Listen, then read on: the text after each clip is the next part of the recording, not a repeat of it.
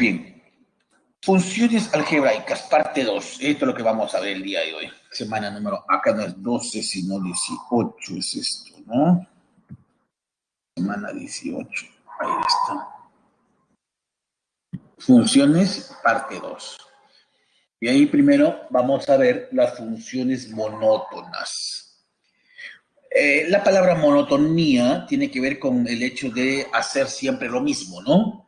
Tu vida es muy monótona, muy rutinaria, siempre hace lo mismo.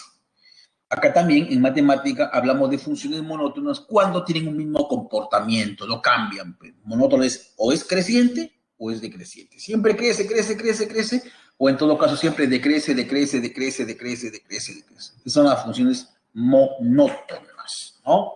Funciones monótonas. Entonces decimos acá lo siguiente, sea f una función, en este caso no se olviden que vamos a seguir arrastrando un poco la idea de lo que ya hemos comentado la semana pasada. Cuando hablamos de las funciones reales de una variable real, ¿no? Entonces se dice que f es creciente sobre un intervalo que está dentro del dominio, en este caso el intervalo es A, o el conjunto, si quiere llamarlo, porque finalmente un intervalo es un conjunto. Se dice que f es creciente sobre un intervalo que está dentro del dominio si dados dos elementos de ese intervalo, de ese conjunto, como quería llamarle, tales que x1 y x2 guardan una relación de orden, en este caso x1 es menor que x2, entonces cuando le aplica la función, la desigualdad permanece. Si x1 es menor que x2, entonces, si la función es creciente, f de x1 es menor también que f de x2. Si las preimágenes guardan esa relación, las imágenes también guardan esa misma relación, no cambian. Cuando le aplica la función, no cambia. Y eso lo podemos ver acá gráficamente, ¿no? Acá en términos, vamos a subir esto por acá. Eso lo podemos ver ahí, ¿no? A medida que, por ejemplo, de 2 corro a 3, 2 es menor que 3. ¿Quién es f de 2? F de 2 es 1, como se puede ver en la gráfica ahí. ¿Y quién es f de 3? F de 3 es, a ver, f de 3 sería 5. ¿Te das cuenta? Mira, 2 y 3 lo ubico en el eje X. 2 es menor que 3 en el eje X. Ahora vamos a ver las imágenes. La imagen de f de 2, ¿quién es? F de 2 sería 1. Si tú ves la gráfica, lo ubicas en el eje Y. La imagen de 3, vamos a ver acá, subo, y al eje Y es 5. Entonces, f de 2, que es 1, es menor que f de 3, que es 5. Entonces, si cumple eso, cuando le aplica la función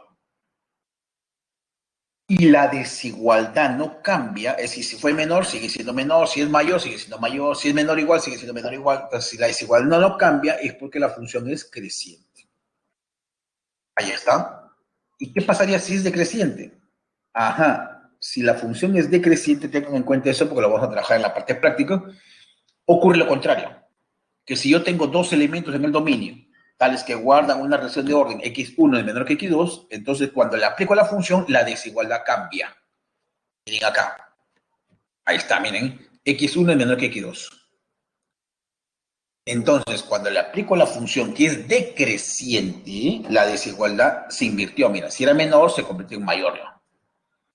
Cambia la desigualdad, ¿no? Ojalá que la pueda pintar acá para resaltarlo. Este de acá. Ahí está, ¿ves?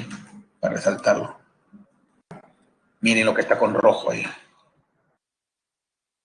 Era menor, pero ahora, como le apliqué una función decreciente, entonces la desigualdad va a cambiar. Va a cambiar.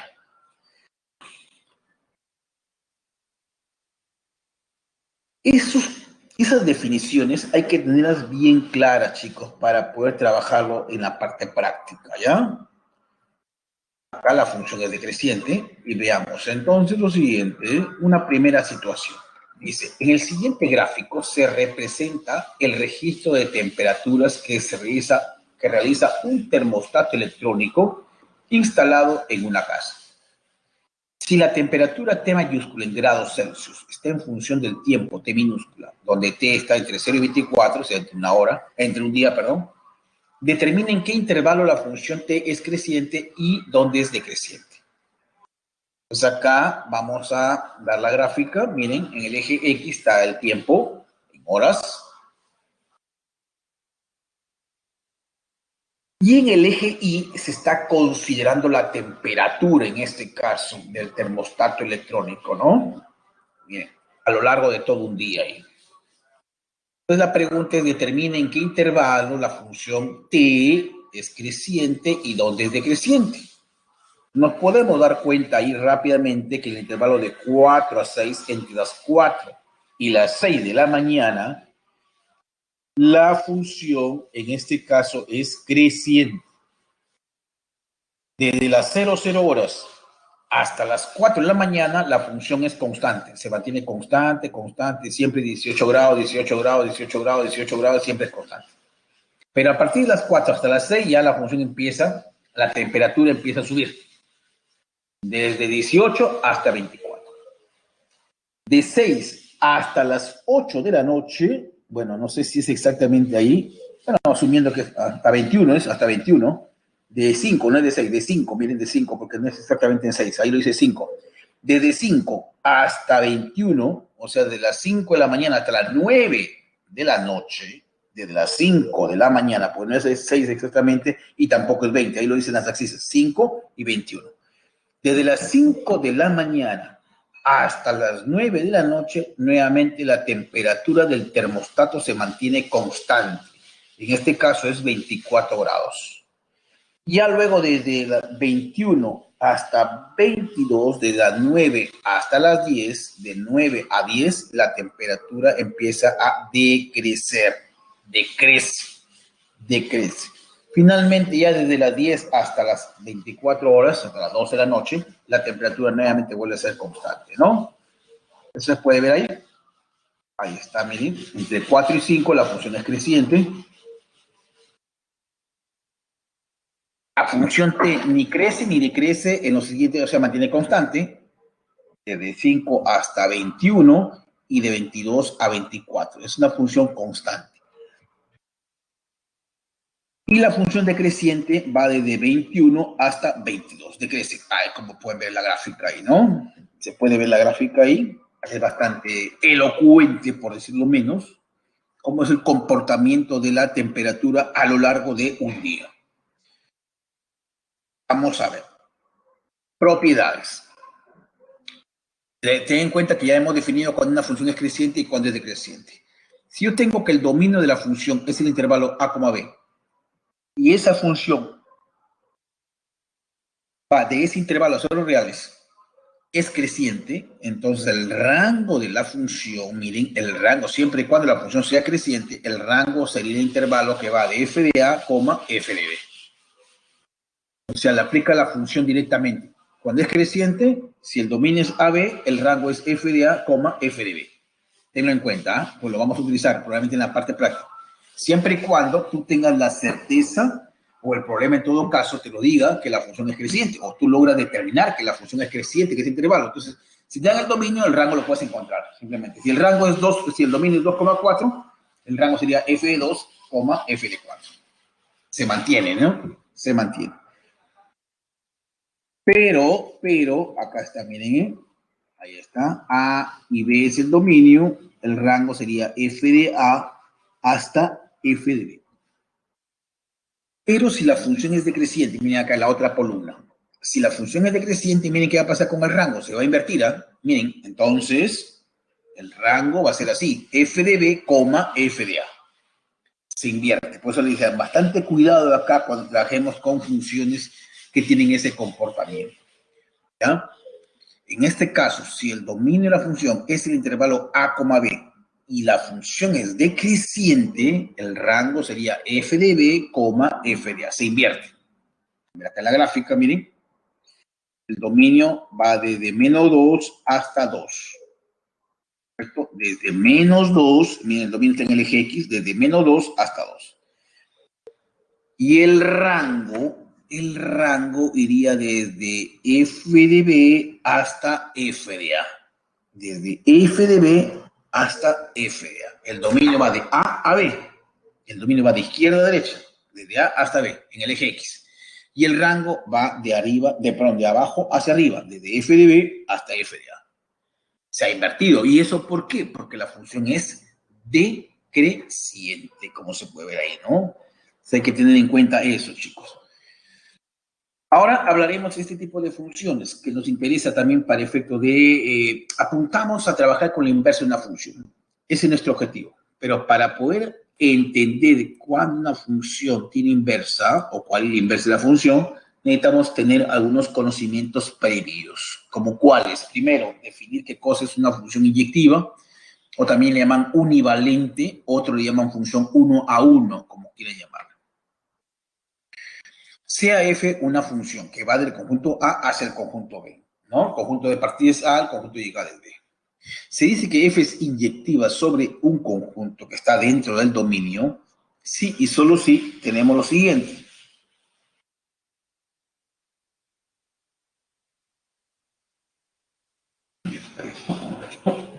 Ahí está. Si yo tengo dos imágenes iguales, entonces sus preimágenes también tienen que ser iguales. Esa es la definición de una función inyectiva. Dos imágenes iguales implica que las preimágenes tienen que ser iguales.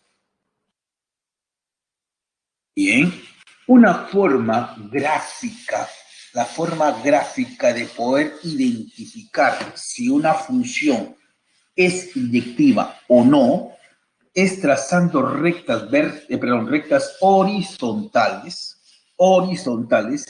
y estas rectas deben cortar la gráfica en un solo punto. Es una forma rápida, práctica, de poder ver si una función es inyectiva, mediante el método gráfico. Si tú logras graficar la función y trazas una recta horizontal, y esa recta horizontal siempre corta la gráfica en un solo punto, entonces esa función es inyectiva o univalente, o 1 a 1, como se puede ver ahí, ¿no? Está, mira, por donde traces tú la recta, siempre va a cortar la gráfica en un solo punto. Esto de acá, trazo una recta horizontal.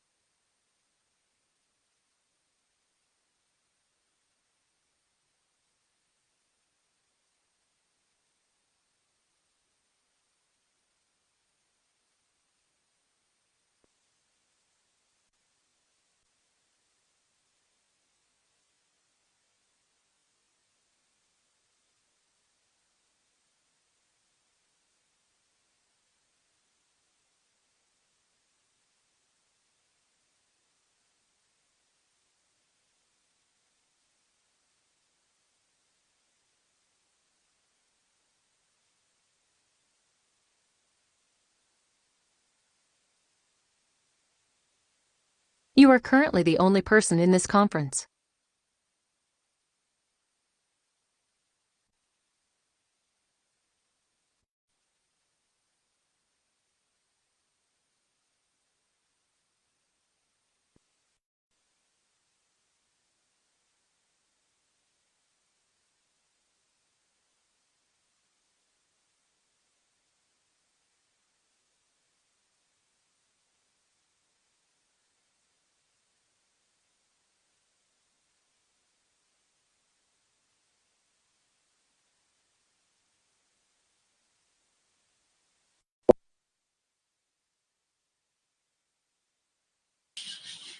Hola, hola, hola, hola, ¿me escuchan?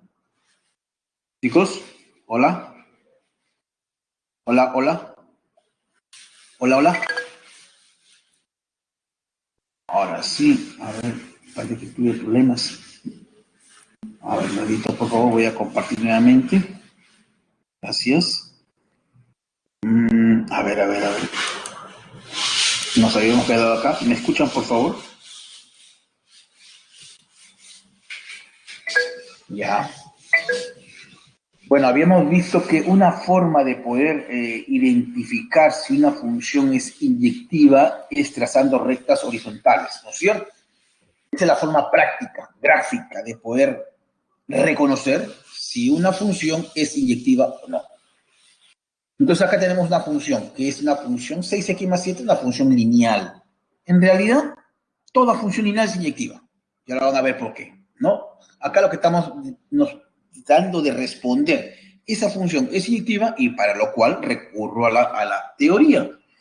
Cuando una función es inyectiva, dice que cuando dos imágenes son iguales, entonces sus imágenes tienen que ser iguales. Entonces acá tenemos el dominio son todos los reales, no hay problema con las x. X puede tomar cualquier valor real, positivo, negativo, muy grande, muy pequeño, cero, es decir, todos los reales. Entonces voy a atacar esto, tratar de probar esto mediante la definición, lo que tenga el rectángulo amarillo. Es decir, si yo tengo dos imágenes iguales, f de x1 es igual a f de x2, entonces debo probar que para que sea inyectiva, x1 sea igual a x2. 6x1 más 7 es igual a 6x2 más 7. Cancelo 7, divido entre 6 y me quedaría que en efecto x1 es igual a x2. Ya está, es lo que yo quería probar. Tengo dos imágenes iguales, entonces estoy probando que sus imágenes, que son las x, son iguales también. Con lo cual estaríamos diciendo que la función es inyectiva. Y como conclusión, cuando te pregunten, a ver, dame un ejemplo de una función inyectiva, puede ser pues una función lineal. Las funciones lineales por excelencia son inyectivas, porque sus gráficas son rectas.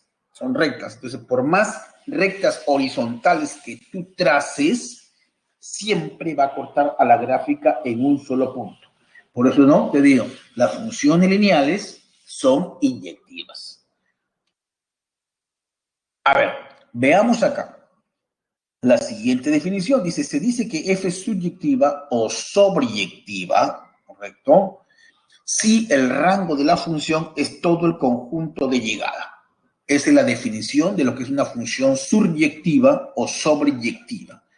Una función en la cual el rango es todo el conjunto de llegada, en este caso el conjunto B. Habida cuenta que la función va del conjunto A hacia el conjunto B.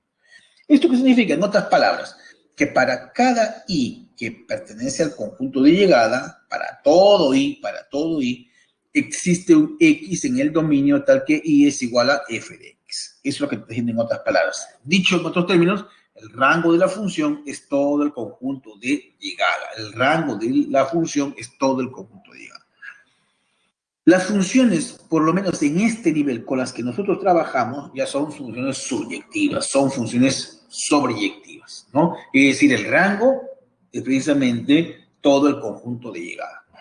Ahora bien, ahí aprovechemos. Aquella función que es inyectiva y subyectiva, entonces se le conoce como una función biyectiva. Aquella función que es inyectiva y subyectiva, esto trae como consecuencia que la función sea llamada biyectiva. Pues se dice que f es biyectiva si y solo si f es inyectiva y subyectiva a la vez. Bien, eso nos va a servir un poquito para poder entender más adelante o el requisito que pide para que una función tenga inversa. Veamos la función exponencial, chicos. Una función exponencial. Les había comentado en la parte preliminar, hay dos funciones que la vamos a dejar para esta clase, la función exponencial y la función logarítmica, y es que en realidad una de ellas es inversa a la otra.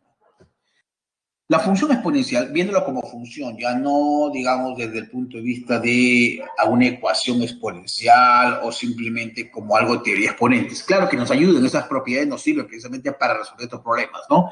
Pero acá lo vemos como una función. Entonces tenemos acá igual a f de x, en este caso definido como a la x. A mayor que 0 y diferente de 1. La base ya saben ustedes que debe cumplir esas condiciones, ¿no es cierto? Bien.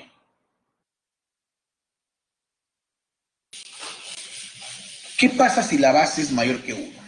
Ojo, ahí se presentan dos escenarios. Si la base es mayor que 1, la función toma ese comportamiento. Miren, si la base de la función exponencial, pues ya saben ustedes que la base tiene que ser mayor que 0, pero diferente de 1. Si tiene 1, si la base es 1, no guarda relevancia, porque 1 a cualquier número me cae a 1. O sea, eso no sería una función exponencial, sino sería una función constante.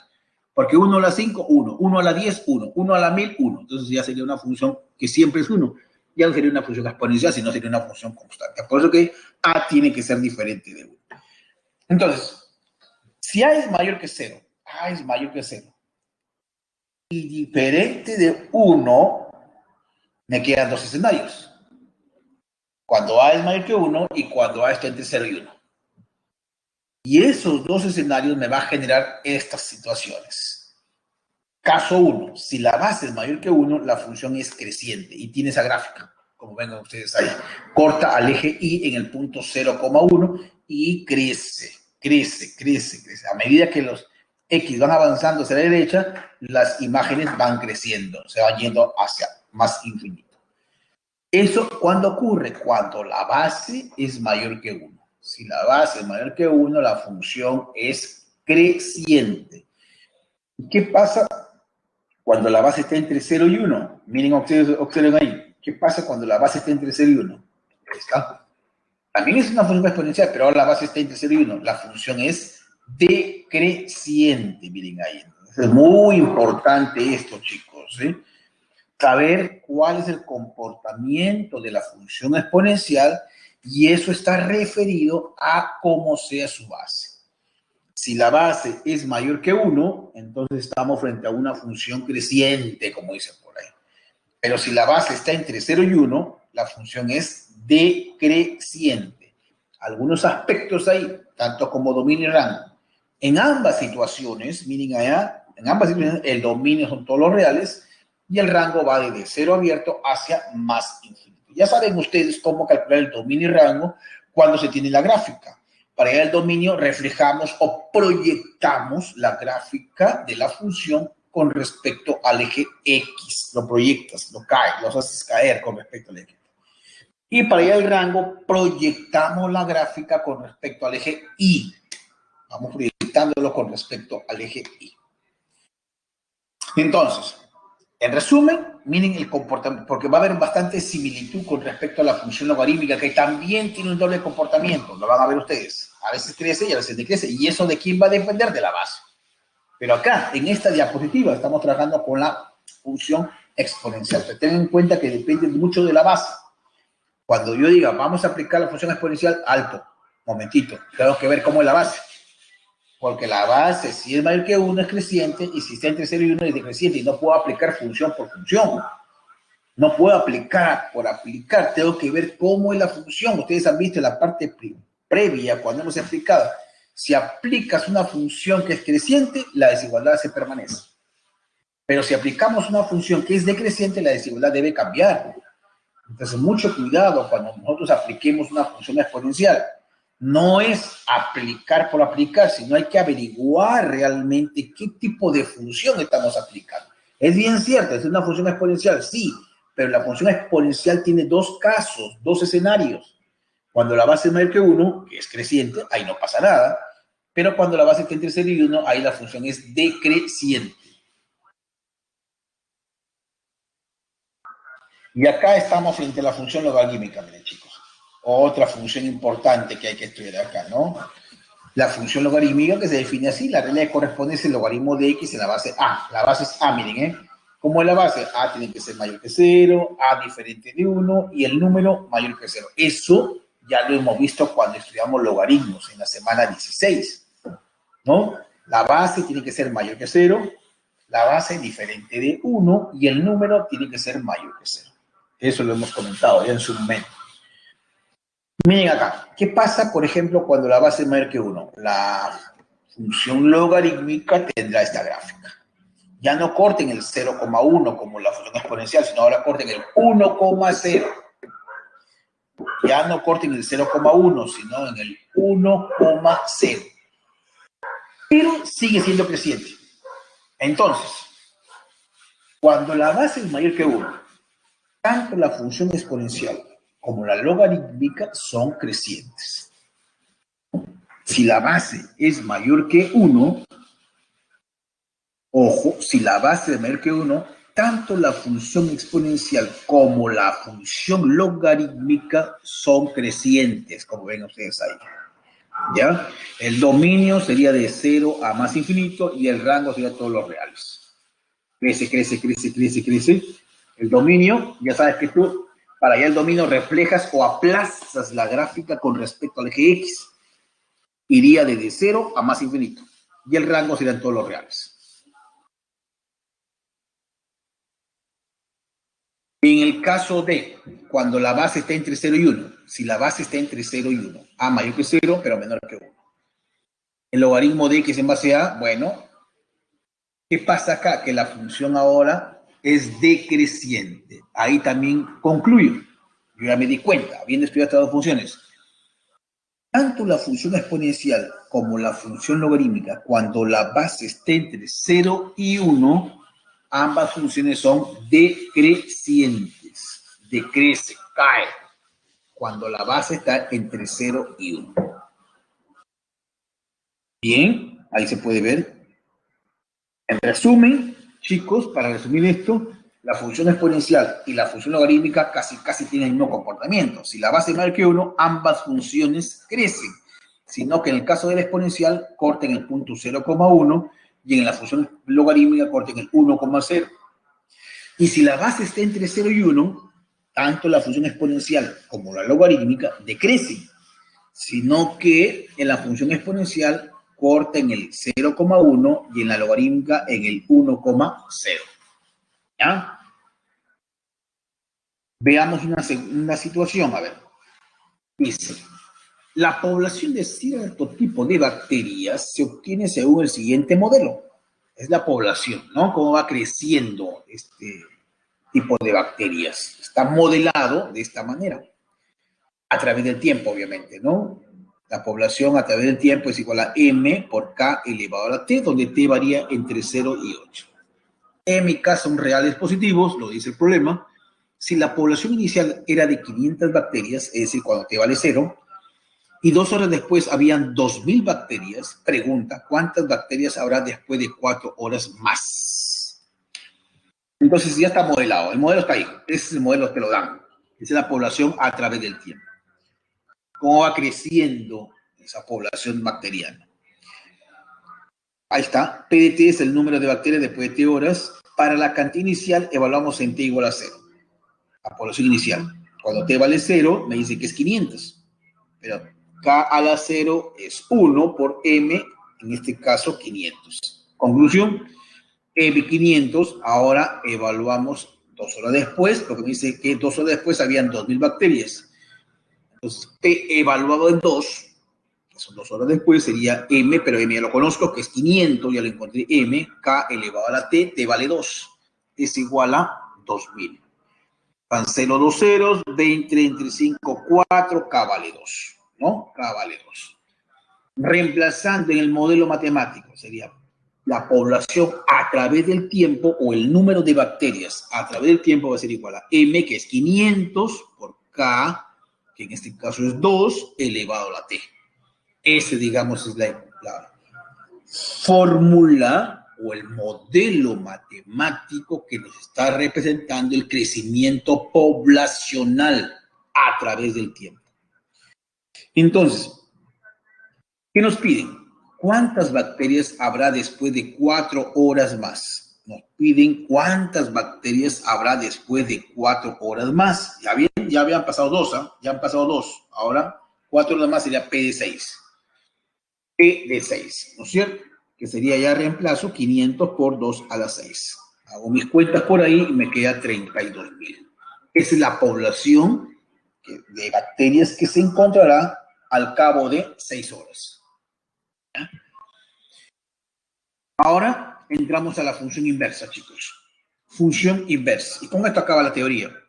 ¿Ya? ¿Qué cosa es la función inversa? Bien. Dice que, para empezar, no todas las funciones tienen inversa. No todas las funciones tienen inversa. Entonces surge la gran interrogante. ¿Y quiénes tienen inversa? ¿Qué funciones o qué requisitos debe cumplir una función para que ésta tenga inversa? Decimos acá lo siguiente, miren. Sea f una función inyectiva, una función 1 a 1 o una función univalente, con dominio de f igual a y el rango de f igual a b. O sea, en este caso te dan el dominio y te dan el rango de la función que ya es inyectiva. Un ejemplo, un claro ejemplo de una función inyectiva es una función lineal, tal como lo habíamos comentado, ¿no? Cuando te pidan un ejemplo de una función inyectiva, una función lineal por excelencia es inyectiva. Entonces, la función inversa, que lo vamos a anotar como f asterisco, o algunos lo denotan como f a la menos 1, tiene dominio B y rango A, y está definido de la siguiente manera. La inversa de f en y es igual a x, si solamente si f de x es igual a y. Entonces, luego vamos a ver una regla práctica. De la definición tiene que el dominio de la inversa, de la función inversa, me refiero, cuando yo diga inversa, me estoy refiriendo a la función inversa, el dominio de la función inversa es el rango de la función. Y el rango de la inversa es el dominio de la función. Fácil, ¿no es cierto? Entonces, cuando quieras hallar el dominio de la inversa, simplemente eso es el rango de la función. O cuando tú estés interesado en el rango de la inversa, eso es el dominio de la función. Pero como repito, no todas las funciones tienen inversa, ¿no? No todas las funciones. Ahí viene una observación. Si f no es inyectiva, no existe función inversa. No existe función inversa. Ahí está precisamente una condición. Que para que una función sea, en realidad, para que una función posea inversa, debe ser biyectiva. Es decir, debe ser inyectiva y subyectiva. ¿Correcto? Un ratito, por favor.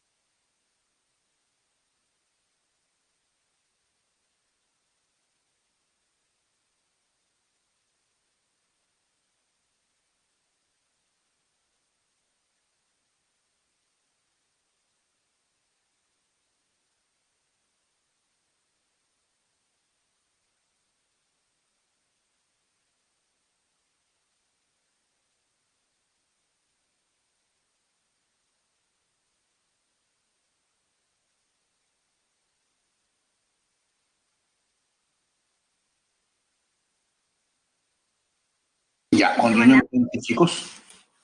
Entonces les decía, ¿no? En realidad, para que una función... ¿Me escuchan? Hola. Hola, hola. Chicos, ya. Para que una función tenga inversa, es requisito que la función sea biyectiva. Biyectiva. Es decir, que sea inyectiva y que sea sobreyectiva. Pero, como les comentaba hace algunos instantes, en este nivel, las funciones con las que trabajamos ya son subyectivas o son sobreyectivas. Por eso es que ustedes van a encontrar realmente en los diferentes textos de este nivel que se dice, bueno, para que una función tenga inversa, solo es requisito que sea inyectiva, porque ya están asumiendo que la función es sobreyectiva. Pero si hablamos con el rigor de la matemática, es necesario, es requisito que para que una función tenga inversa, la función sea biyectiva, es decir, que sea inyectiva y que sea sobreyectiva. ¿Ya? Bien. Y acá se cumple pues esta propiedad, ¿no? Si ya sabemos que f asterisco va a representar para nosotros la inversa, salvo que se diga lo contrario, es una notación bastante conocida, el f inversa, el f asterisco, la inversa, satisface las siguientes condiciones. La inversa de f evaluada en f de x es x. F evaluada en la inversa de f en y es y. Algo así como que la inversa de f con f se cancela y te queda x. F con la inversa se cancela y te queda y. ¿no? Así como que simplificamos la cosa. Veamos un segundo ejemplo y con esto terminamos la teoría, chicos. Hay la función inversa de esta función. Una función que es una función, miren, cuadrática, pero bien saben ustedes, por lo que hemos visto la semana pasada, que la función cuadrática es tal que su gráfica es una parábola. Y yo rápidamente digo, bueno, si es una parábola, en este caso que se abre hacia arriba. Y si se abre hacia arriba, entonces, el profesor, un momentito, usted dijo que para que una función sea inyectiva, debo trazar rectas horizontales y esta debe cortar en un solo punto. Pero si es una parábola, yo rápidamente me pongo a pensar, si es una parábola que se ve hacia arriba, trazo una recta horizontal y esta recta corta en 2 puntos, entonces no sería inyectiva. Ah, pero alto, te están dando el dominio. No es en todo el dominio de la parábola, sino dice donde los x son solo mayores o iguales que 3. Ah, es otra cosa. Ahí tengo que centrar toda mi atención qué pasa con los x mayores o iguales. No es toda la parábola. No es toda la parábola. Solamente debo centrar mi estudio en los x que son mayores o iguales que 3. Entonces acá veamos, vamos a construir esto, la función cuadrática, igual a x cuadrado más 4x más 3, es la función que me dan, que lo arreglo, completo cuadrados, y me queda x más 2 todo al cuadrado primero, doble producto, 4x más 4, más cuadrado al segundo, que es 4 menos 1, 3, ahí está, ¿no? Entonces, veamos lo siguiente, pues, ¿no? Como me dan el dominio, construyo el rango. Miren, x es mayor o igual que 3. Ah, bueno, este es el dominio dado. Recuerden ustedes que cuando se da el dominio, a partir del dominio tengo que construir. No tengo otra alternativa. No tienes otra alternativa. Cuando te dan el dominio y quieres calcular el rango, a partir del dominio tienes que construir. Sumo 2, ahí está. Elevo al cuadrado, bueno, resto 1, ahí está. Y me doy cuenta que en este caso el rango de la función vendría a ser el intervalo que va desde 24 hacia más infinito, de 24 a más infinito, que es mayor o igual que 24. ¿No es cierto? ¿Para qué me interesa eso? Fácil, pues, ¿por qué? Porque lo que dijimos en la teoría, el dominio de f se convierte en el rango de la inversa. Y el rango de f se convierte en el dominio de la inversa. Ten en cuenta eso. Lo dijimos acá en la diapositiva anterior. Acá, un ratito, por favor. Esta es. Esto. ¿Cómo calculas el dominio de la inversa? Hallando el rango de la función. Si tú hallas el rango de la función, ese es el dominio de la inversa. Y el dominio de la función es que se convierte en el rango de la inversa. Ten en cuenta eso. Entonces, por eso es que acá el dominio me lo dan, pues diciendo que trabaje solamente con los x mayores o iguales que 3. El dominio te lo dan. El dominio dado, entonces sería el rango de la inversa. Lo que tú tienes que hallar es el rango, pero como vuelvo a repetir, ya es un tema que lo hemos abordado la semana pasada. ¿Cómo hallamos el rango? A partir del dominio. Por eso es que empezamos diciendo que como x es mayor o igual que 3, por ahí empiezo, a partir del dominio que te ha dado, empiezo a construir el f de x. Ahora, ¿cuál es la regla práctica, chicos? Hoy en el punto número 2 ya vamos a encontrar la inversa. ¿Cuál es la regla práctica? Despejamos x en función de y, con bastante cuidado. Despejamos x en función de y.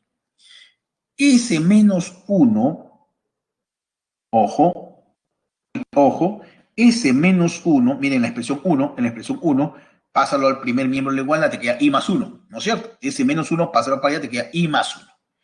Y como tiene raíz cuadrada, toma la raíz cuadrada, sería más menos la raíz cuadrada de i más 1. Como quiero despejar x, sería pues x es igual a menos 2, el 2 para allá, ¿correcto? Más menos la raíz cuadrada de i más 1. Recuerda que el i tiene que ser mayor o igual que 24. El i es lo que está arriba precisamente de la parte número 2. Hemos visto que el rango es mayor o igual que 24. Bien. Entonces, como x es mayor o igual que 3, ojo, decimos acá lo siguiente. X, en este caso viene a ser pues la raíz cuadrada de i más 1 menos 2. No puede ser realmente negativo porque los x por condición tienen que ser mayores o iguales que 3. Porque ahí hay dos situaciones por elegir, ¿no? Como hay un más menos, pues el más o el menos. Pero si tú le pones menos, entonces los X saldrían negativos y no puede ser porque el problema dice que los X deben ser mayores o iguales que 3. ¿Ya? Mucho cuidado. Eso, a ver, estudiante, omite ese pequeño análisis. El X tiene que ser mayor o igual que 3. Entonces, llegó el momento de tomar decisiones. ¿Es más o es menos? ¿Qué pasa si fuera menos? Me saldría negativo y no puede ser, pues, porque los X son mayores o iguales que 3. Entonces, ahí es donde tomo decisiones. Debo tomar el signo más. Sería menos 2 más la raíz cuadrada o la raíz cuadrada menos 2. Ya, entonces ahí está. Despejamos X en función de ya está despejado ya. Ya está despejado. Ahora, ¿qué hacemos? El siguiente paso es cambiar el Y por X, nada más. Cambiamos el Y por el X y es el inverso. Finalmente intercambiamos X por Y o Y por X. Donde vea X, pondría Y. Donde vea Y, pondría X. Y es el inverso ya. Ahí lo que estás encontrando es el inverso. ¿Ya? Entonces, es el inverso, mira, la raíz cuadrada de X más 1 menos 2. ¿Y cuál es el dominio de esa inversa? El rango de F. ¿Cuál es el rango? Los mayores o iguales que 24. Ahí está. Desde 24 hacia más simple. Es el dominio de la inversa, que por cierto, ya lo habías calculado en la parte número 1, es el rango de F. El rango, ten en cuenta eso, el rango de F viene a ser el dominio de la inversa. Bien, ahí terminamos la teoría, chicos. No sé si hay alguna pregunta, por favor, para empezar a trabajar la parte práctica. ¿Preguntas?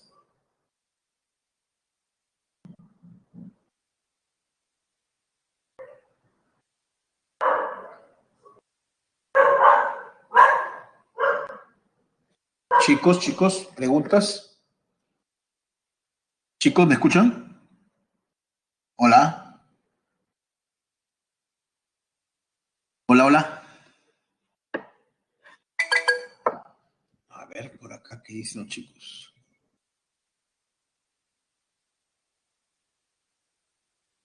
Todo bien, ya, correcto. Vamos entonces a la parte práctica, ¿eh, chicos? Vamos a la parte práctica, ¿eh? Vamos, acá está, a ver. Veamos, a ver, chicos. Dice ahí. Vamos, problema número 1. Dice, para evaluar la temperatura en cada instante T en horas de una cámara en donde se guardaron semillas de maíz, se realizaron registros de la temperatura en grados centígrados de dichas semillas en forma continua desde las 6 de la tarde de un día hasta las primeras 6 horas del día siguiente. O sea, se utilizaron 2 días, ¿ah? Ayer y hoy. Desde las 6 de la tarde de ayer hasta las 6 de la mañana de hoy, ¿no? Hay 2 días ahí. Considerando que F de T es la temperatura en grados centígrados o Celsius, en cada instante T que está dado en horas, registrada en la cámara, indica el valor de verdad, en este caso verdadero o falso, de las siguientes proposiciones. Ahí hay proposiciones, ¿eh? Lo cual hay que ir analizando, Acá está la gráfica. Acá está la gráfica, ¿eh? ¿Correcto? Y no es que, a ver, no lo entendamos como que el tiempo es negativo. No. Porque alguien podría decir, profesor, pero ¿cómo es eso? T está en horas, que hay menos 1 hora, menos 2 horas. A ver, ¿cómo lo entendemos eso? ¿Alguien me podría decir, por favor?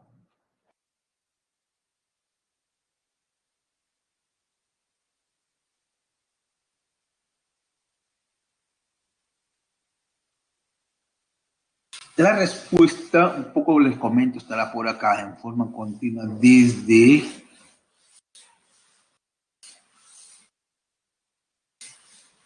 Aquí encontramos la respuesta, chicos.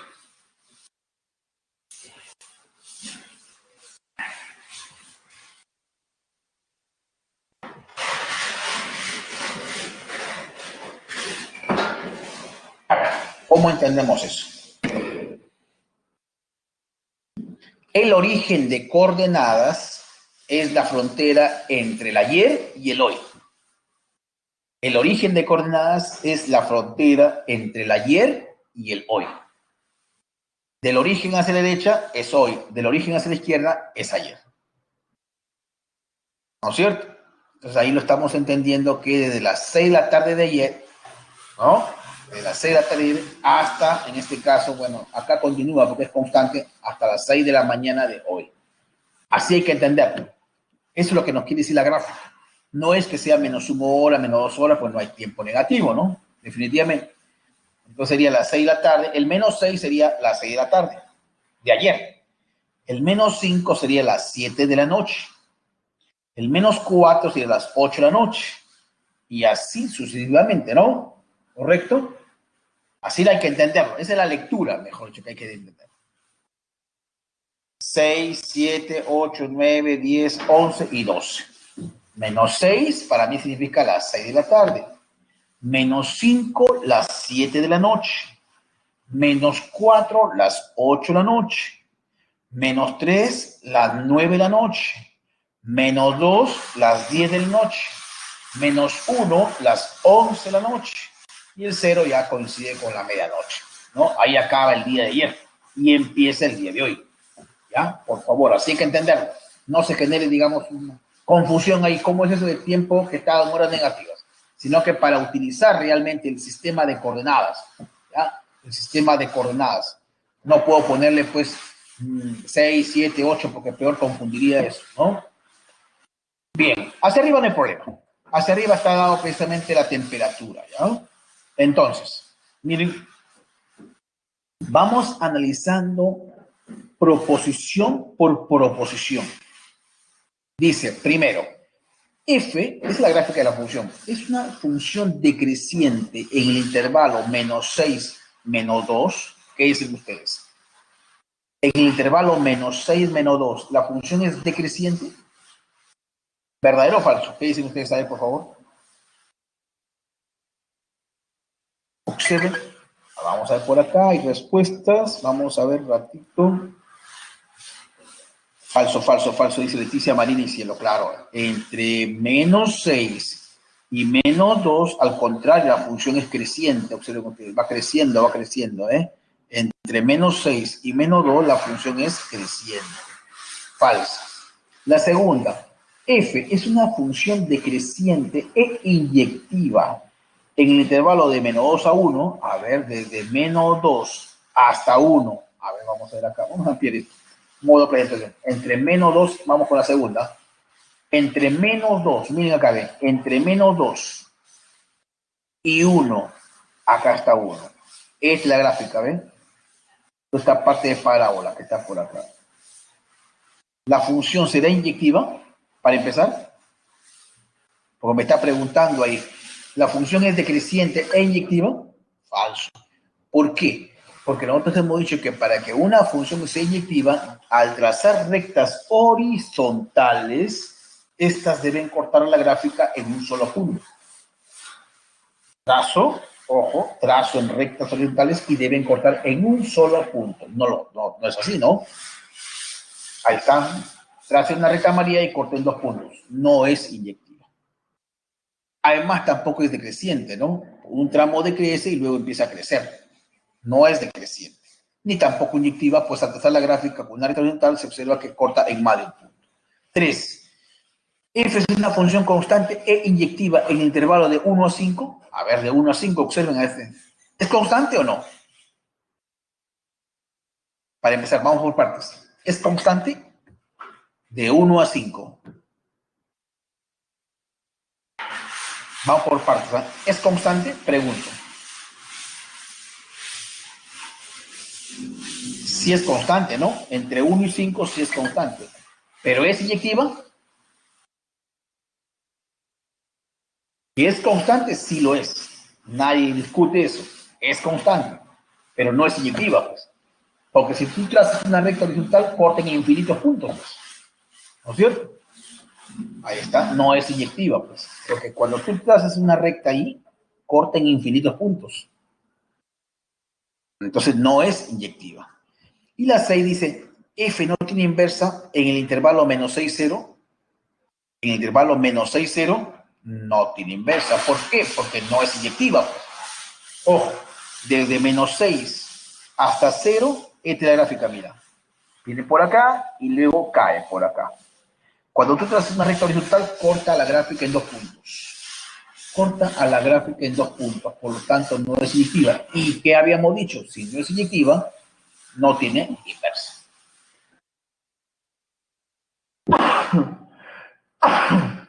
Entonces, en este caso, la respuesta la encontramos en la alternativa A. La primera proposición es falsa, la segunda también es falsa, la tercera también es falsa y la tercera sí es verdadera. F no tiene inversa. No tiene inversa, ¿por qué? Porque no es inyectiva. ¿Y eso cómo lo aseguras? Porque si trazas una recta horizontal, esta recta corta en 2 puntos. Bien. La respuesta la encontramos entonces en la alternativa A. ¿Preguntas con respecto a este problemita, por favor, chicos?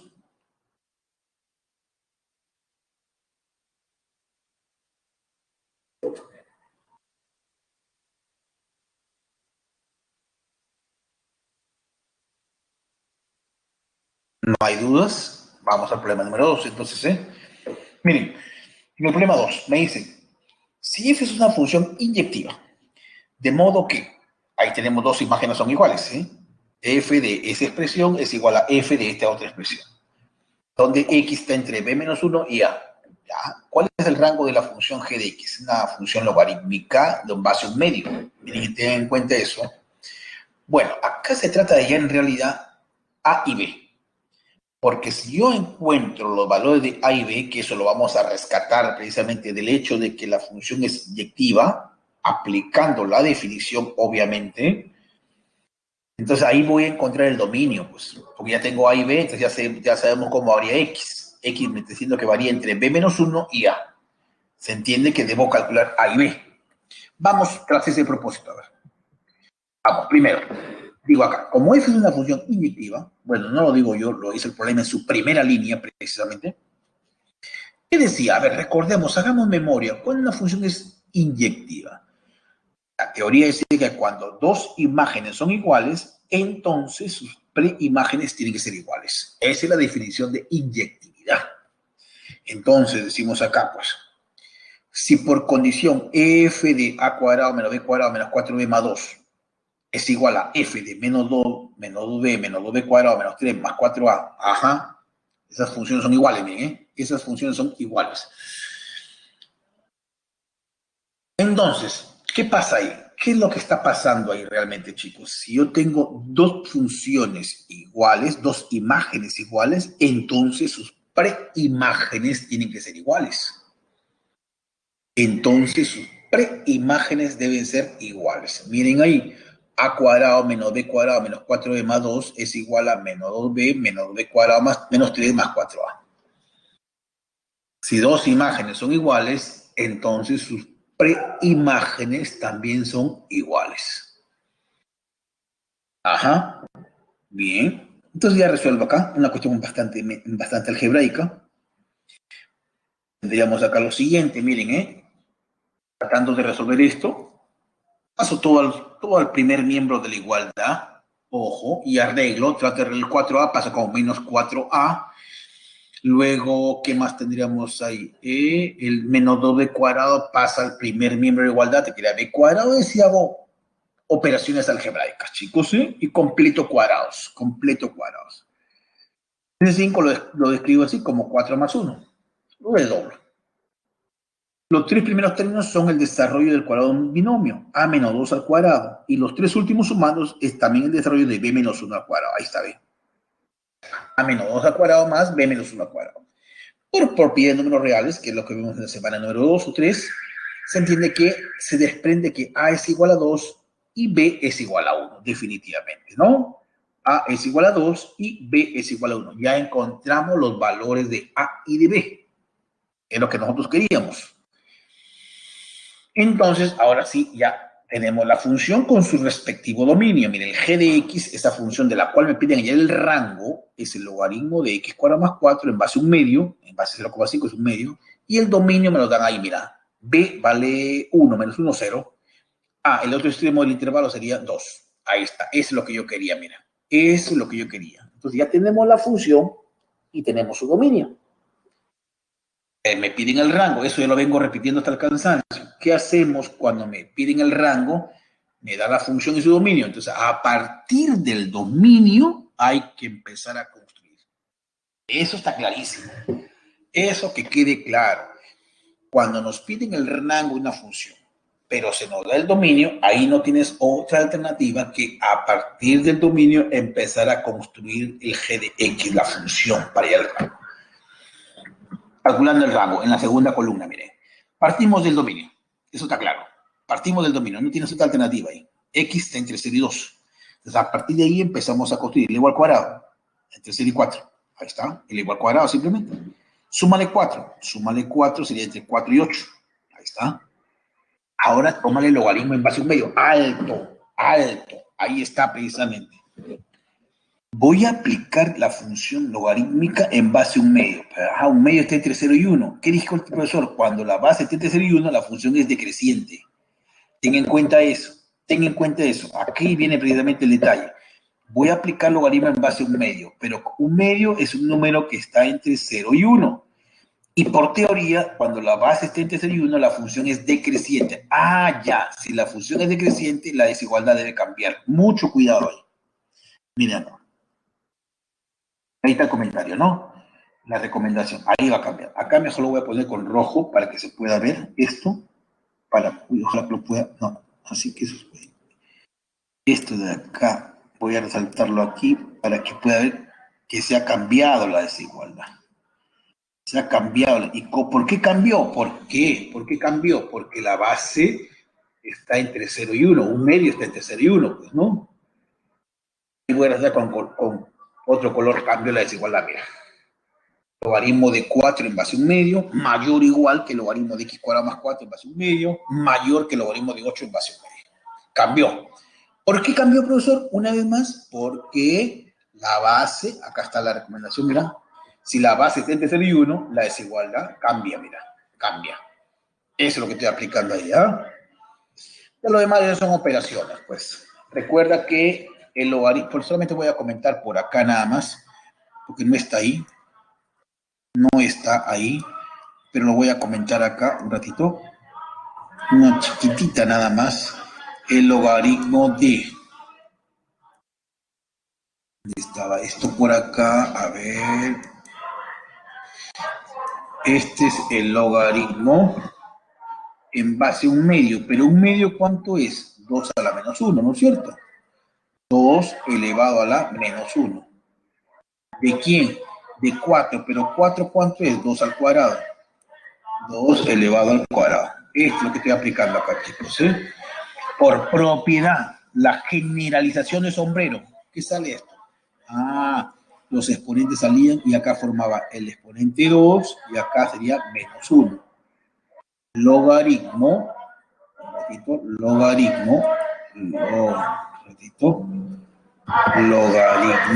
de 2 en 2. Así te quedaría, ¿no es cierto? Por propiedad del logaritmo. Un ratito, tapando la gente vendedora.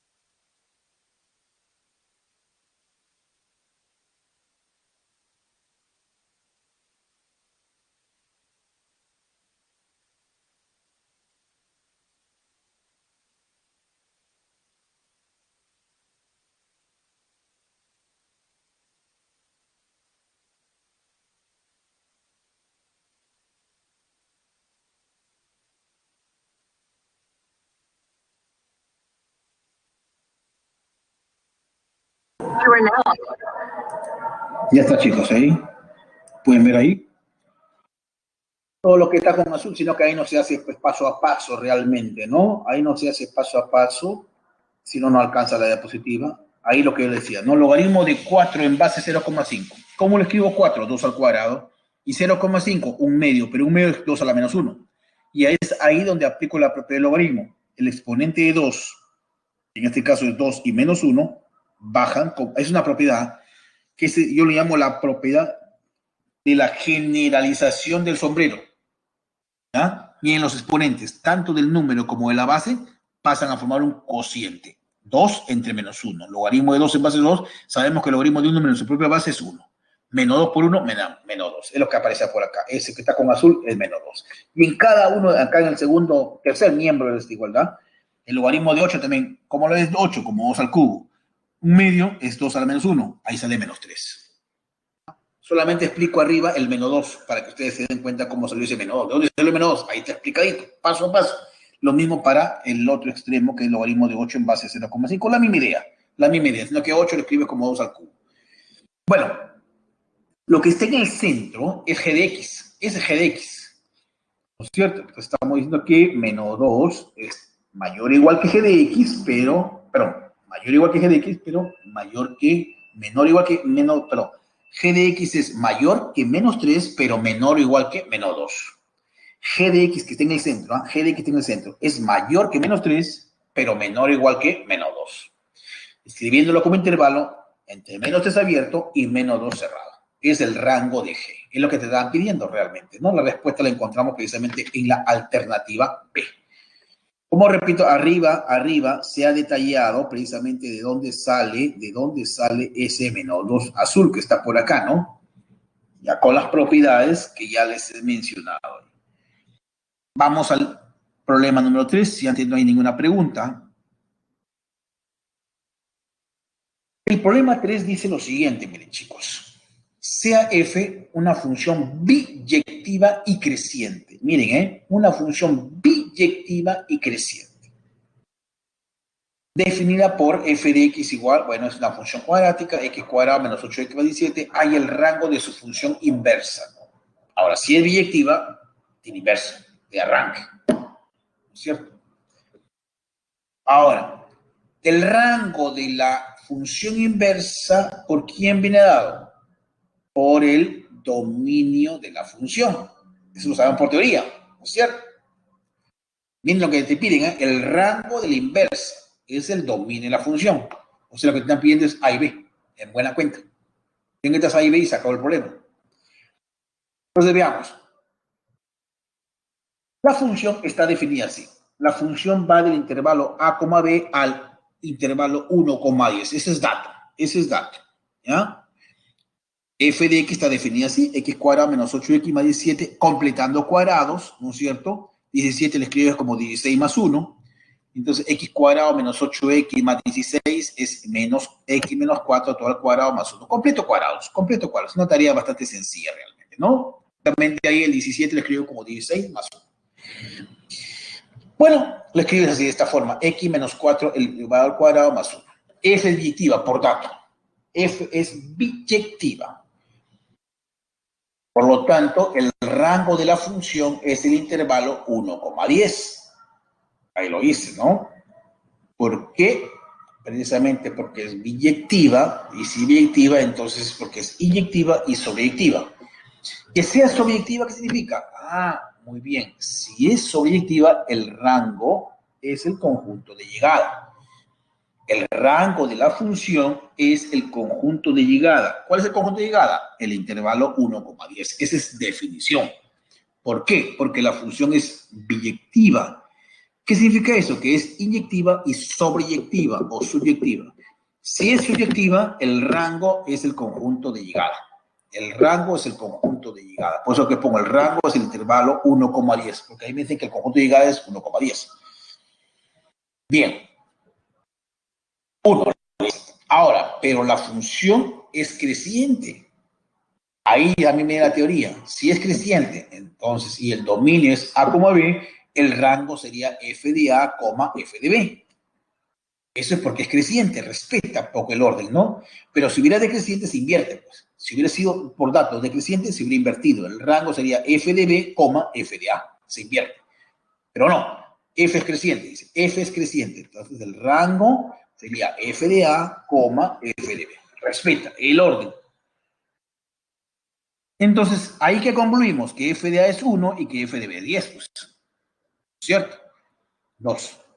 De 1 y 2 se tiene que f de a, f de b es el intervalo 1, 10. Es decir, f de a es 1 y f de b es 10. Claro, comparando. Simplemente, ¿no? Vayamos a ver esto. Como la función ya está definida, está arreglada, es más, ¿quién es f de a? F de a sería, pues, a menos 4 todo al cuadrado más 1 y es igual a 1. F de a. F de a lo reemplazo ahí, en lugar de aquí pongo a, sería a menos 4 todo al cuadrado más 1 igual a 1. Ahí está. F de a es a menos 4 al cuadrado más 1 y este es igual a 1, porque así lo dicen, ¿no? F de a es igual a 1. Bueno, ahí sale que a vale 4, me parece, ¿no? A vale 4. Pasando, resolviendo eso, paso para allá y me quedé que a menos 4 al cuadrado es 0, por lo tanto a tiene que ser 4. Ya tengo el valor de a. Ahora, por otro lado, f de b 10, reemplazo, en lugar de x voy a poner 10, ¿ah? F de b, en lugar de x pongo b, sería b menos 4 al cuadrado más 1, y este es igual a 10 porque f de b es 10.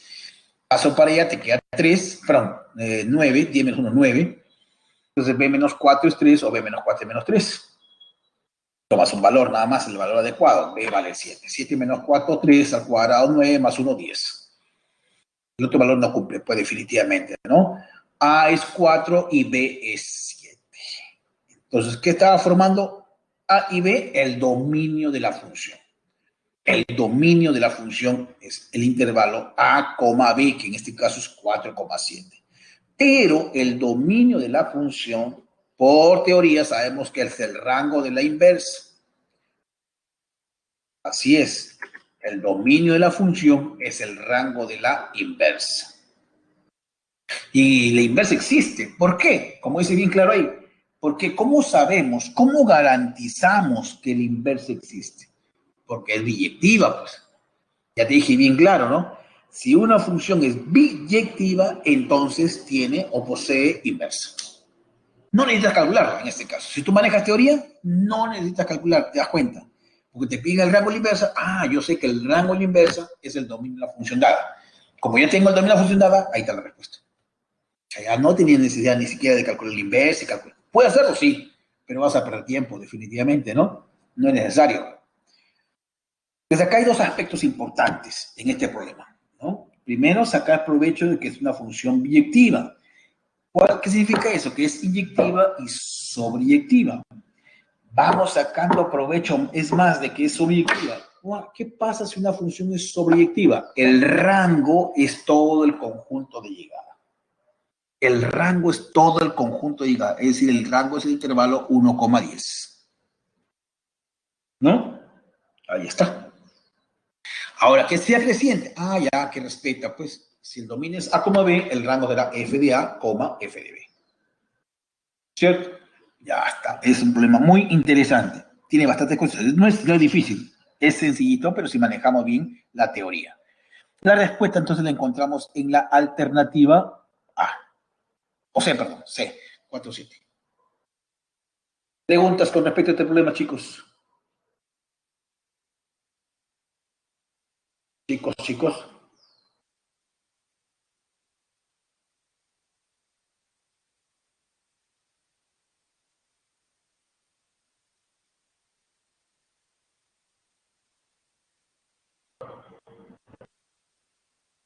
¿Preguntas, muchachos?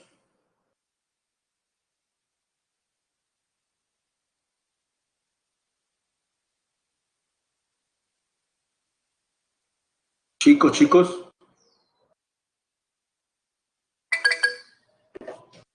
A ver, están muy calladitos. ¿Qué pasa? ¿Qué pasa con los muchachos?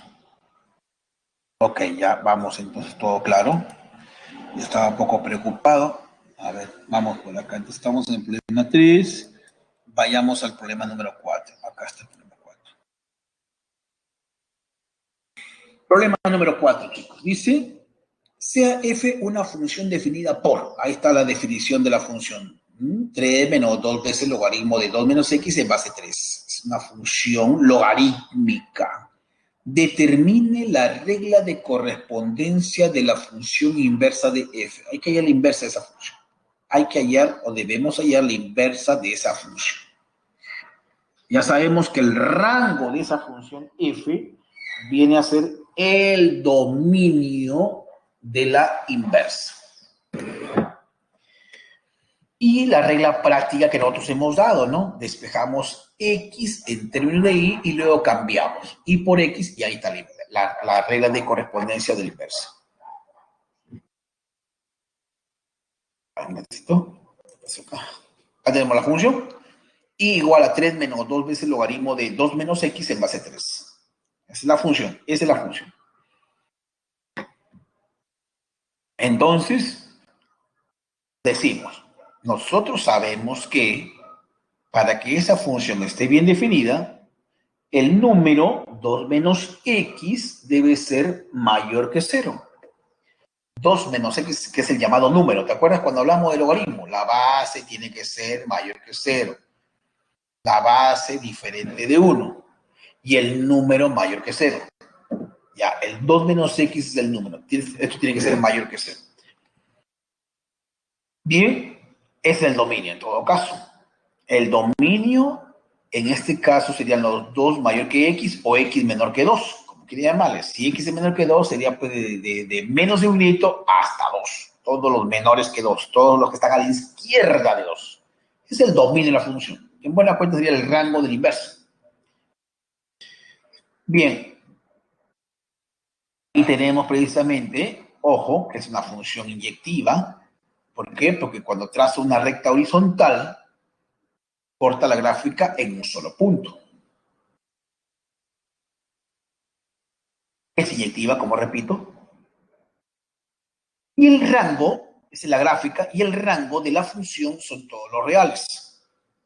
El rango de la función son todos los reales. Ya sabemos que el rango lo identificamos proyectando la gráfica con respecto al eje Y, como que lo aplastamos con respecto al eje Y.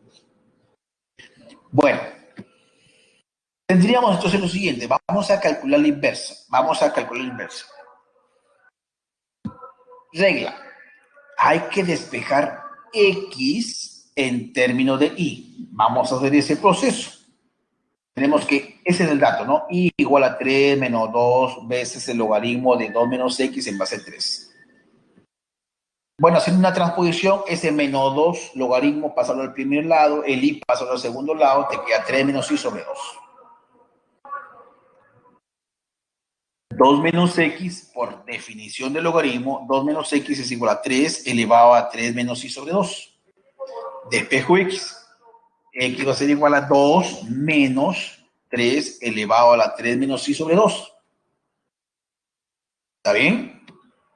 Ahora tenemos que la inversa, simplemente la encuentro intercambiando. Donde vea y, pongo x. Donde vea x, pongo y. Y es el inverso. Y sería igual a 2 menos 3 elevado a la 3 menos x todo sobre 2. X como el rango. Ya lo habíamos calculado en la columna 1. El rango son todos los reales. El dominio de la inversa serían todos los reales. ¿No? Porque recuerda esto, pues. El dominio de f viene a ser el rango de la inversa. Y el rango de f es el dominio de la inversa. Como ya en la columna 1 habías encontrado que el rango de la función son todos los reales, entonces el dominio de la inversa serían todos los reales. Solamente te estaba faltando calcular la regla de correspondencia, pero como a reglas por ejemplo le hemos dado una secuencia lógica de pasos que debes seguir, primero despejas x en función de y.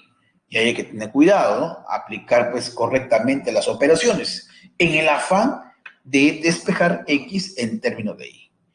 Una vez que tienes despejado x en función de y, ya reemplazas o intercambias, como decía por ahí, ¿no? En lugar de y le ponemos x y en lugar de x le ponemos y. Y ahí tienes la inversa. Ya está. La inversa en este caso viene dado por 2 menos 3 elevado a la 3 menos x todo sobre 2, donde el dominio serían todos los reales, tomando en cuenta que el rango era el rango de la función. La respuesta la encontramos en la alternativa A, como pueden ver ustedes ahí, chicos. Vamos entonces al problema número 5, ¿eh? Si antes no hay ninguna pregunta, por favor.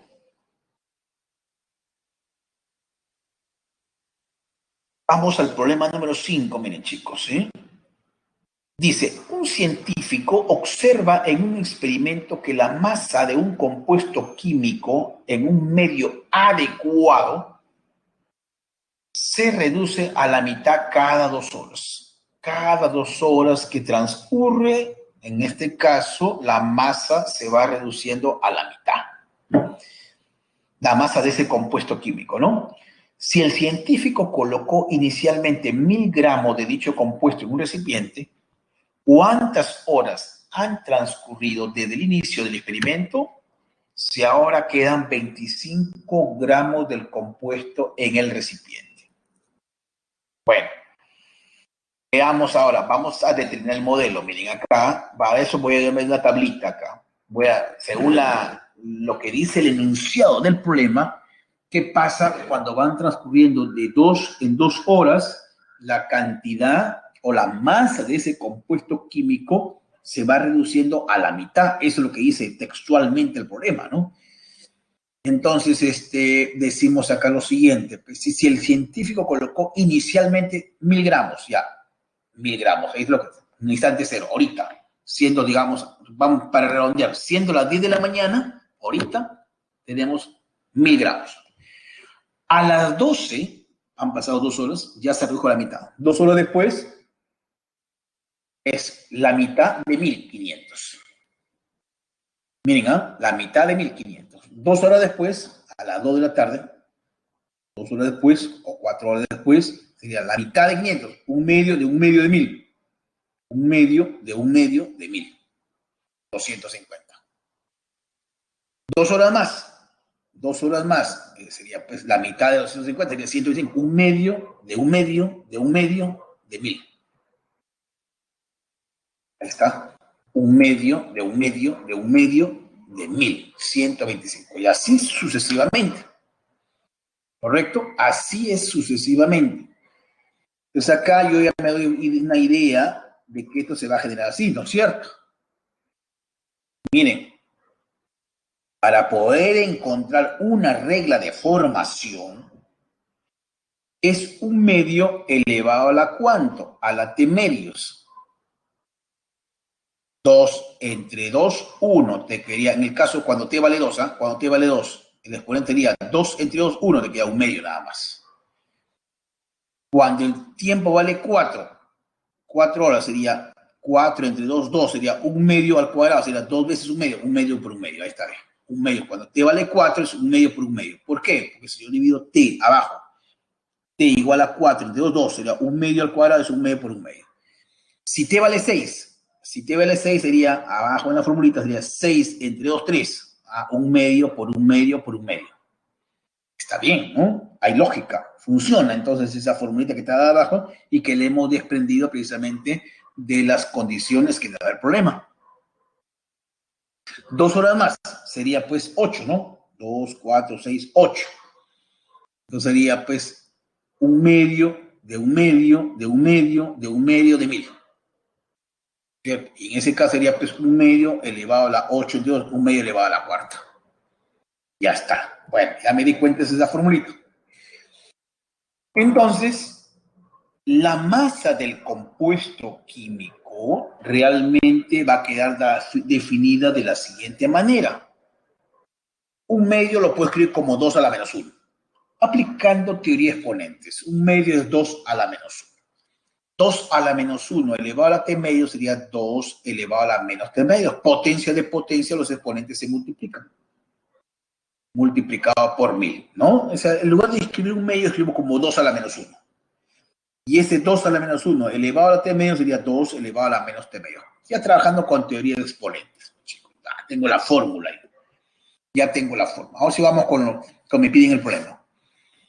Dice, ¿cuántas horas han transcurrido? Hallamos un t', un t asterisco, como lo han puesto ahí, para que se quede con 25 gramos del compuesto. O sea que hay que hallar t' cuando la cantidad de la masa es de 25 gramos.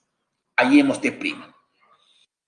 En este caso sería 25 es la cantidad y esto va a ser igual a 2 elevado a la menos t asterisco sobre 2 multiplicado por 1000. De la formulita que está arriba. Simplemente en lugar de cantidad le pongo 25, o la masa, ¿no es cierto? Y lo que queremos encontrar es t asterisco. ¿Cuánto tiempo deberá transcurrir para que quede precisamente 25 gramos del compuesto? Bueno, ya resolver eso, pues ese 1000 lo bajo a dividir, 25 entre 1000. Y para efectos de bajar eso, le aplico logaritmo en base 2. Ustedes saben que cuando la variable está en el exponente, para bajarlo le aplico logaritmo. Y un logaritmo en cualquier base, pero en este caso me conviene aplicar logaritmo en base 2. Logaritmo en base 2. Porque cuando baja en el segundo miembro de la igualdad, por la propiedad del sombrero, ahí te queda el logaritmo de 2 en base 2 y eso es 1. Logaritmo de un número en su propia base es 1. Entonces, en realidad, pues, tomar logaritmo en cualquier base, ¿no? Pero uno tiene que buscar la base ideal, pues, la base que te ayude a solucionar el problema. Bueno, entonces acá sería logaritmo de 0,025 en base 2 es igual a, ahí aplica sombrero, ya, aplicando propiedades, S menos T asterisco sobre 2 baja como sombrero y el logaritmo de 2 en base 2 es 1, ya. S2 o S menos 2 pásalo a multiplicar y te queda que el T asterisco es menos 2 veces logaritmo de 0,025 en base 2. Ese es el tiempo que deberá transcurrir para que la masa del compuesto químico se reduzca a 25 gramos. La respuesta la encontramos en este caso en la alternativa B. Bien, vamos entonces al problema número 6, chicos. Dice, a ver, el gerente de una empresa textil observa que la utilidad de dicha empresa creció M% anualmente entre los años 2014 y 2019. Y además dispone de la siguiente información.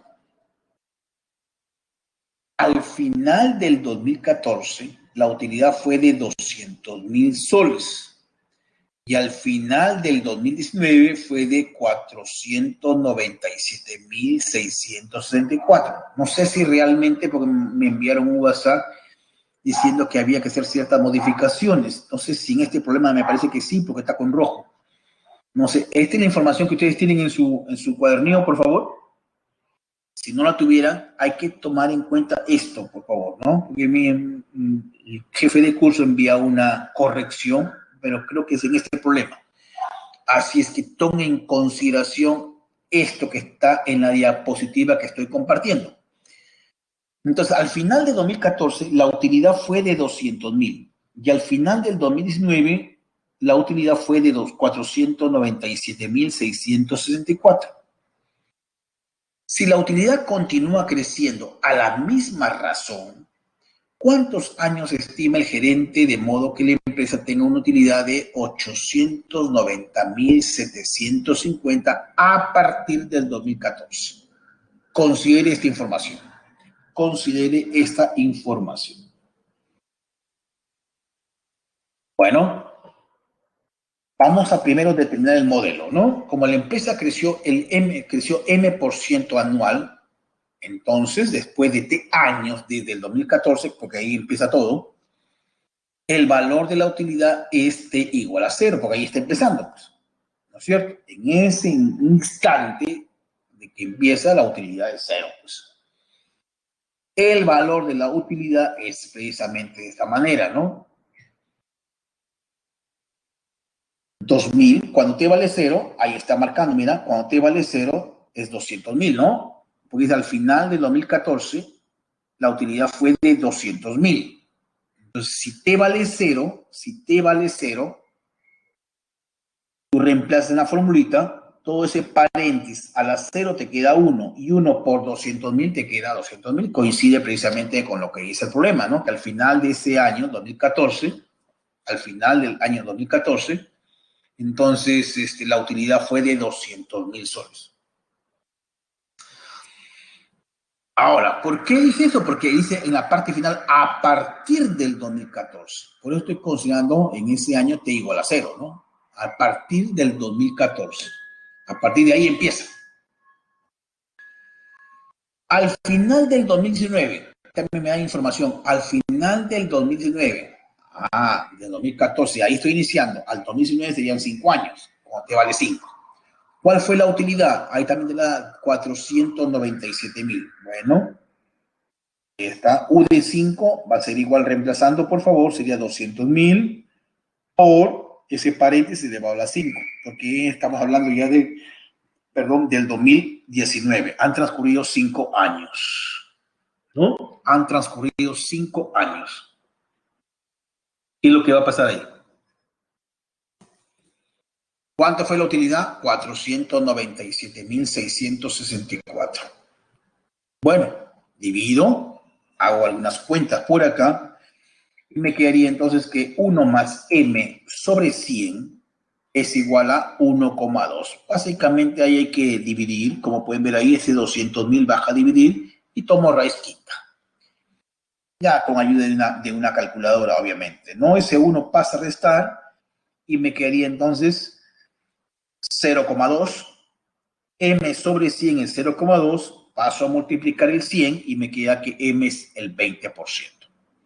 M me representa el 20%. Ahora bien, como ya tengo M, simplemente reemplazo en la fórmula. ¿Cómo me va a quedar? La utilidad vendría representada o modelada por 200,000, paréntesis, como M vale 20, 20 entre 100 más 1, haciendo las cuentas respectivas, me queda 1,2 elevado a la T. Es la formulita precisamente que nos va a representar la utilidad. Ahora, lo que nos pide, ¿qué cosa es? ¿Cuántos años estima el gerente de modo que la empresa tenga una utilidad de tal cantidad? O sea, ¿cuántos años deberán transcurrir? Obviamente que a partir de 2014 es el año referencial, de ahí empieza todo. ¿Cuántos años deberán transcurrir? Ahí T, en este caso T asterisco lo estoy poniendo, para que la utilidad sea de 890,750. Ya está. Buscamos T igual a T asterisco, tal que la utilidad sea de 890,750. Simplemente reemplazo, pues, ¿no? En la formulita que ya está dada, ¿no? 200,000 multiplicado por 1,2 elevado a la T asterisco, y esto es igual a 890,750. Divido 200,000, lo bajo a dividir, me queda 4,45375. Aplico logaritmo, en este caso natural, porque para aprovechar los datos que me da ahí, miren, aplico logaritmo natural en ambos lados. Logaritmo natural o logaritmo neperiano, ¿no? En realidad puedes aplicar cualquier tipo de logaritmo, pero lo que trato de aprovechar son los datos que me da el problema ahí. Aplicando el logaritmo natural, ¿qué nos quedaría? El logaritmo natural de 1,2 elevado a la T asterisco y es igual al logaritmo natural de 4,45375. Que por lo otro lo tenemos. En el primer miembro de igualdad aplica sombrero. El T asterisco baja, ¿no es cierto? El logaritmo de 1,2 lo tienes 0,18 y el logaritmo de 4,4535 lo tienes que es 1,49. Reemplazando acá, te quedaría que T asterisco va a ser igual a eso. Con la información que tienes es 1,49 entre 0,18 es 8,27, que aproximadamente es 9, ¿no? ¿Cuántos años estima el gerente de modo que la empresa tenga una utilidad de 890,750? Aproximadamente de 9 años, ¿no? Una aproximación en realidad, por la forma como se ha estimado el problema. Preguntas con respecto a este problema, chicos, ¿eh?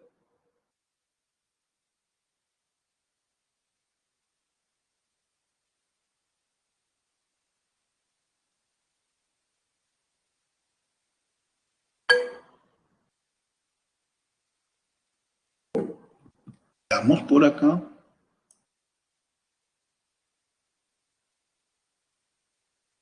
La forma de utilidad es precisamente porque es de un crecimiento realmente, ¿no? Como hablamos que la utilidad de dicha empresa creció M% anual, ¿no es cierto?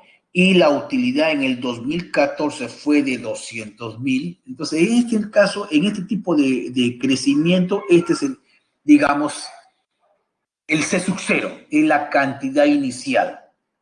Y como habla de un crecimiento anual, ya este factor es conocido, que es, en términos de porcentaje, es 1 más m sobre 100 elevado a la t. Entonces, acá lo único que varía en este caso es este factor, que es el 200.000, que para otros casos representaría pues el C sub 0, la cantidad inicial. Pero como estamos hablando que la utilidad en el 2014, cuando t vale 0, porque estamos a partir del 2014, es 200.000, pues ahí ya yo de frente he puesto 200.000. En realidad acá sería C sub 0, para hacer un paso más, ¿no? La utilidad, precisamente como el crecimiento está dado de esta manera, es C sub 0 multiplicado por 1 más m sobre 100, todo eso elevado al m es la tasa de crecimiento, que está dado en términos porcentuales, ¿no? Pues dice, creció m% anual. Tiene que ver también con el tema este de cuando ustedes hablan en curso de aritmética, interés compuesto, interés simple y todo lo demás, ¿no? Hablan de un crecimiento. Entonces acá lo único que varía es, digamos, esta parte que está sombreada, que es precisamente la cantidad inicial. ¿Mm?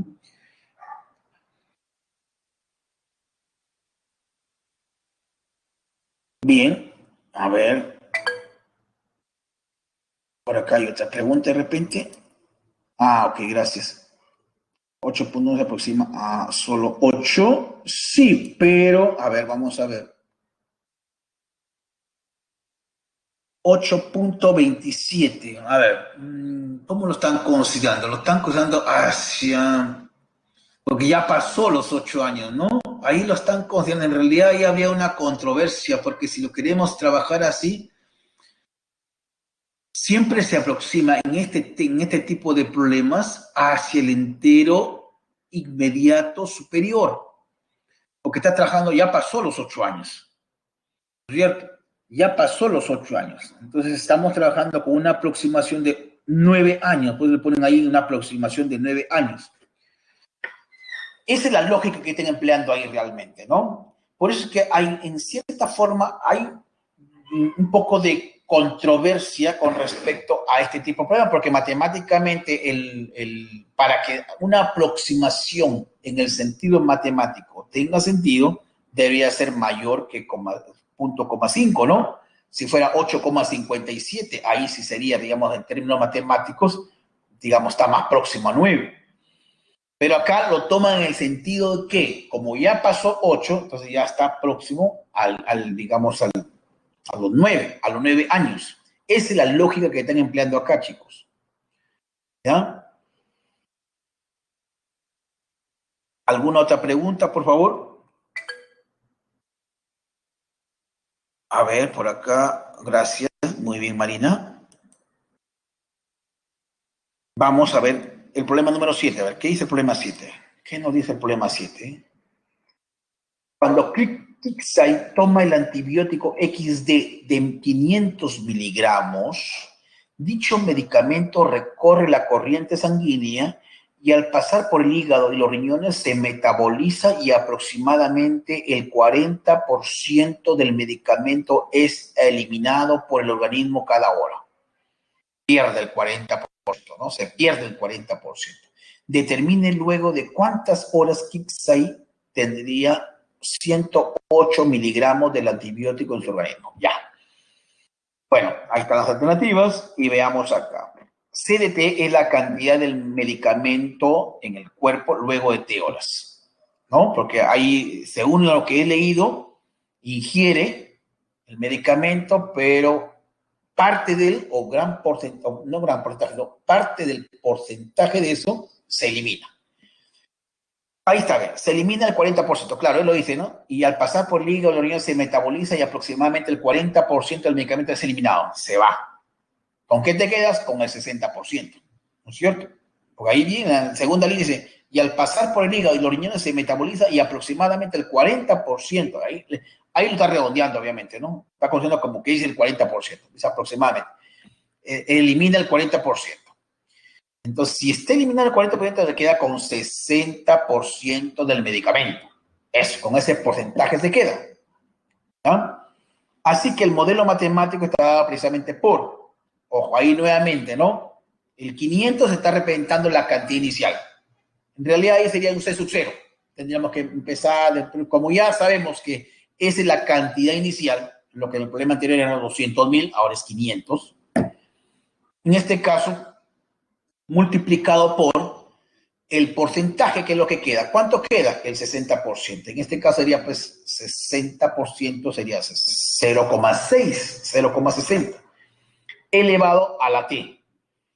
Eso me va a estar representando precisamente el modelo matemático, que me va a calcular la cantidad, en este caso, de medicamento en el cuerpo, a través del tiempo. Ya está considerando acá lo que queda en el organismo. No, ya lo que se desechó ya no sirve. ¿No es cierto? Pues ya me di cuenta que el 40% se va, solamente me quedo con el 60%.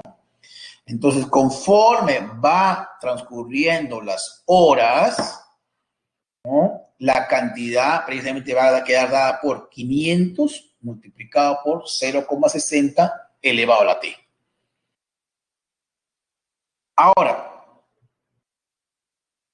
determine luego de cuántas horas Kixay tendrá 108 miligramos del antibiótico en su organismo.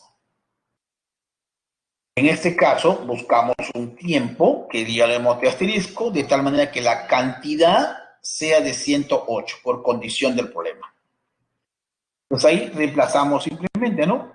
500 en la fórmula que se ha modelado, 500 por 0,60, que es el porcentaje, elevado a la t, asterisco le llamo, que es lo que yo quiero encontrar. Y esta cantidad, ¿cuánto es? 108. Yo quiero ver, después de cuánto tiempo la cantidad de ese antibiótico en su organismo es de 108 miligramos. ¿Cuánto tiempo deberá transcurrir? ¿No es cierto? Para que esa cantidad sea de 108. Bueno, ya divido, 500 lo bajo a dividir. Ahí está, baja a dividir. Y ya, bueno, hago las simplificaciones del caso ahí. ¿Cuánto me quedaría acá simplificando? Me quedaría 27 sobre 125, que eso lo escribo como 3 a la quinta elevado al cubo, y ahí me queda t asterisco es igual a 3. Deben transcurrir 3 horas, ¿no es cierto? A partir del momento que ingirió el medicamento, tomó el medicamento, deben transcurrir 3 horas para que haya esa cantidad de antibiótico en su organismo. ¿Cuánto? 108 miligramos. Pues ahí tiene que ver precisamente con una formulita que viene precisamente dado por la cantidad inicial, ¿no es cierto? Y ahí puede uno formarse realmente la regla de correspondencia, ¿no? Para saber, uno lo puede determinar ahí. Cuando, por ejemplo, inicialmente tomó 500. Al cabo de una hora ya tendría no solamente 500, sino va a tener solamente el 60% de 500. ¿No? Ya eso es lo que, la cantidad que obtiene, eso lo pueden generar así, para quienes están interesados en la formulita. ¿Cómo se obtuvo esta formulita? Bueno, decimos acá, pues, como una tablita, ¿no? Cuando t vale 0, es 500. Es lo mismo que hicimos por acá. ¿Se acuerdan una tablita? Más o menos parecido a esto, ¿eh? Cuando t vale 0, esta es la cantidad. Cuando t vale 1, hay el 60% de 500. Cuando t vale 2, hay el 60% de esa cantidad que salió anteriormente. Y así es como vamos obteniendo precisamente la formulita que está dada acá, ¿no? ¿Correcto? Esa es más o menos la lógica para poder, sino que acá ya no se ha hecho, en el problema número 7, de frente se ha colocado la formulita. Cuando t vale 0, en la tablita que ustedes elaboran, cuando t vale 0 es 500. Cuando t vale 1, porque ahí habla de, acá en el problema hablaba de 2 horas en 2 horas, acá, hablaba de 2 horas, acá. Se reduce a la mitad cada 2 horas, pues que de 2 a 4, a 6, a 8. Pero acá, en este problema, si ustedes lo quieren analizar, es eliminado cada hora, dice acá. O sea, tienen que dejar de una hora en una hora, ¿no? Entonces, cuando t vale 0, es 500. Cuando t vale 1, me queda el 60% de 500. ¿No es cierto? Que esa cantidad. Ahora, cuando t vale 2, me queda el 60% del 60% de 500. Y así. Cuando T vale 3, el 60% del 60% del 60% de 500. Y así es como se va obteniendo precisamente esta formulita. 500, la cantidad inicial, cuando T vale 0, y acá está el 60%, ¿no? 60%. Bueno, vamos al problema número 8, chicos. La respuesta en este caso lo encontramos en el problema número 0. Problema número 8, ¿qué nos dice? A ver. Dice, la medida de la altura media de un tronco de cierta especie de árbol que se destina a la producción de madera desde que es plantada es modelada por, bueno, ahí está la fórmula matemática que está representando, está modelando la altura media, mira, la altura media de un tronco de cierta especie de árbol que se destina a la producción de madera desde que es plantada. Ya está, desde que la plantan, ahí van. H está en metros y T en años. Cuando T vale 1, cuando T es igual a 1 año, me encuentro la altura precisamente de esa planta al cabo de 1 año. Cuando T vale 5, encontramos la altura del árbol después de 5 años de haber sido plantada. Si uno de esos árboles fue cortado cuando su tronco tenía 3.5 metros de altura, ojo, la altura te la dan, entonces el tiempo transcurrido desde el momento de la plantación hasta que fue cortado es de ¿cuánto tiempo transcurrió? ¿No es cierto? Desde que fue plantado hasta que ese árbol logró alcanzar una altura de 3.5 metros. Ya está. La formulita está dada ahí. Esta formulita, repito, este modelo matemático que está dado ahí, está representando la altura de ese árbol a través del tiempo, desde que fue plantado. Y acá lo que te está preguntando es cuánto tiempo deberá transcurrir, o cuánto tiempo transcurrió si se ha cortado precisamente el árbol cuando este tenía una altura de 3.5 metros. Bueno, vamos a ver acá. H de T es 1.5 más, bueno, ahí está modelado, logaritmo de T más 1 en base 3. La medida de la altura del árbol está dado ahí. Cuida años. Buscamos T asterisco. De tal manera que H evaluado en T asterisco es 3,5. Es la altura, pues, la altura, ¿no? Me están preguntando, ahí el tiempo en el cual fue cortado desde que se plantó, sabiendo que adquirió una altura de 3.5 metros. Bueno, reemplazo simplemente, donde veo h de t pongo 3,5, y este es igual a 1,5 más logaritmo de t asterisco más 1 en base 3. Bueno, resuelvo esta ecuación, es una ecuación bastante sencilla, me parece. Paso a restar, te quedaría 2, es igual a logaritmo de t más 1 en base 3. Aplicamos definición del logaritmo, 3 al cuadrado es 9, ahí me queda 3 al cuadrado 9 menos 1, t asterisco es 8. La respuesta entonces sería que el árbol fue cortado 8 años después de su plantación. O sea, desde su plantación, ya 8 años después, ese árbol adquirió una altura o logró alcanzar una altura de 3.5 metros de altura, valga la redundancia. La respuesta la encontramos en la alternativa D.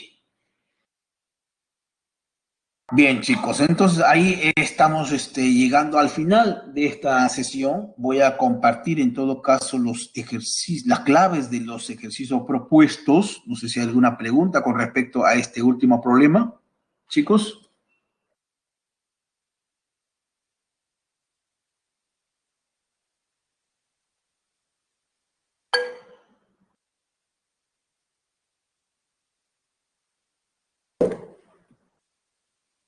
Veamos por acá, chicos. El problema 7. ¿Qué es el problema 7? A ver. En el problema 7 decía que Xai toma el antibiótico XD, bueno, la marca lo de menos, de 500 miligramos. Dicho medicamento recorre la corriente sanguínea y al pasar por el hígado los riñones se metaboliza y aproximadamente el 40% del medicamento es eliminado por el organismo cada hora. Ella toma, en este caso, antibiótico, un antibiótico X, ¿no es cierto? Y cada hora que pasa, precisamente el organismo va eliminando el 40%, con lo cual se queda con el 60%. Ella se queda con el 60% del antibiótico en el organismo. determine luego de cuántas horas tendrá pues 108 miligramos del antibiótico en su organismo, con lo que está quedándose. Cuánto tiempo debe transcurrir para que en su organismo haya esa cantidad de antibióticos, sabiendo que ella ingiere 500, pero de esos 500 no todo se queda, sino que se elimina el 40%, se está quedando con el 60%. Entonces, en el instante cero ya toma 500 miligramos. Al cabo de una hora ya no hay 500 en su organismo, ya hay solamente el 60%, porque el 40% ya lo eliminó ya, ¿no es cierto? Al cabo de una hora ya no hay 500 miligramos en su organismo, solamente hay el 60%. Al cabo de 2 horas ya hay 60% de lo anterior, el 60% del 60% de 500. Al cabo de 3 horas habrá el 60% del 60% del 60% de 500. Y eso me permite formar entonces que al cabo de T horas habrá 500 multiplicado por el 0,60, que es el 60% elevado a la T. ¿No? Como decía, elaboren una tablita parecida a esta, pero acá están trabajando cada 2 horas. ¿No? En un problema anterior, sí hice una tablita, ahí está, ¿no? Pero acá hablábamos de 2 horas porque el problema dice se reduce a la mitad cada 2 horas. Entonces tengo que ir de 2 en 2. De 0, de 2, de 4, de 6, y ahí voy encontrando la regla de formación. Ahí en tu problema, dice, en T igual a 0, 500. T igual a 1 es el 60% de 500. ¿Correcto? El 60% de 500. Cuando T vale 2, otra hora sería el 60% del 60% de 500. ¿Ah? Y así sucesivamente. Eso me va a permitir formar precisamente esto que está por acá. Que la cantidad de antibiótico que habrá en el organismo va a ser 500 multiplicado por el 0,60, que es el 60% elevado a la T. Elevado a la T. Cuando T vale 1, me queda el 60%. Cuando T vale 2, sería el 60% del 60%, sería 60% al cuadrado. T vale 2. Cuando T vale 3, al cabo de 3 horas, sería el 60% del 60% del 60%, sería el 60% elevado al cubo, sería 0,60 elevado a 3. Entonces, para un instante T cualquiera sería el 0,60 elevado a T, pues, ¿no?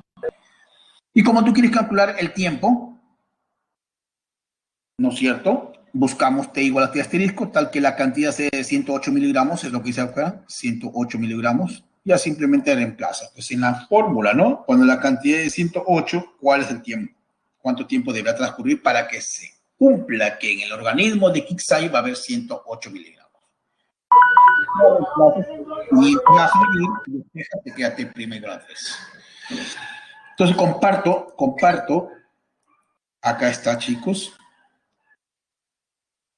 la clave de los ejercicios propuestos: 1A, 2B de bueno, 3C de casa, 4D de dado, 5A, 6D de dado, 7C de casa, 8D de dado. Chicos, les agradezco la atención prestada. Nos reencontramos. Ah, no, ya no hay forma, ¿no? Ya no hay reencuentro, me parece, ¿eh? En todo caso, me despido realmente.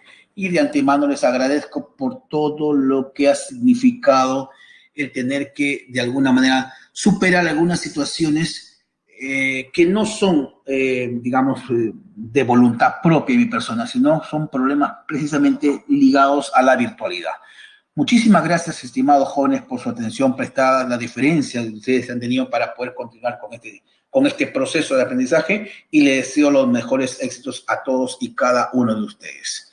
Nos vemos, chicos, ¿eh? Mucha suerte. Hasta pronto.